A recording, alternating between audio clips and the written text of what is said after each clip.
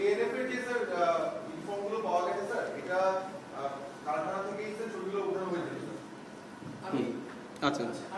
আচ্ছা, প্রশ্নটা ছিল যে 30,000 ইউনিফর্ম পাওয়া গেল, এটার ব্যাপারে এটা কি বস্তুনিষ্ঠ নয় কিনা সংবাদটি। আমি অবশ্যই বলবো যে সংবাদটি বস্তুনিষ্ঠ, বিকজ এটা তথ্য তো নিউজ পেপারে এসছে উইথ ফটোগ্রাফস। যেটা আমি বলতে চেয়েছি যে কেএনএর অস্ত্রের ব্যবহার আমরা দেখেছি পার্বত্য চট্টগ্রামে। আমাদের আমি যদি ভুল না করে থাকি বাইনাও আমাদের কয়েকজন সেনা সদস্য, এক্স্যাক্ট সংখ্যাটা আমার মনে নেই, অলরেডি কেএনএর দ্বারা আক্রান্ত হয়েছে, মৃত্যুবরণ করেছে, অনেক আহত হয়েছে। তো সেই প্রেক্ষাপটে নিশ্চয়ই এটা একটা ভালো খবর নয়। সো যেই 30,000 ইউনিফর্মের ছবিটা আমরা পেয়েছি, সাথে সাথেই আমি ব্যক্তিগতভাবে কথা বলেছি যে এটা আসলে ব্যাপারটা কি, এটা অবশ্যই আমাদেরকে জানতে হবে যে এই ইউনিফর্মটা আসলে কেএনএর বা কাদের জন্য তৈরি করা হলো। আমরা সেটা খুঁজে দেখার চেষ্টা করছি।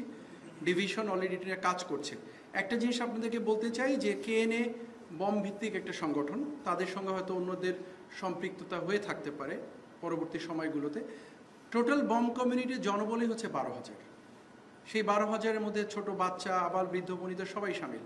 সেক্ষেত্রে এই 30,000 ইউনিফর্মেই কেএনএর কিনা সেটা অবশ্যই খুঁজে দেখার সুযোগ আছে।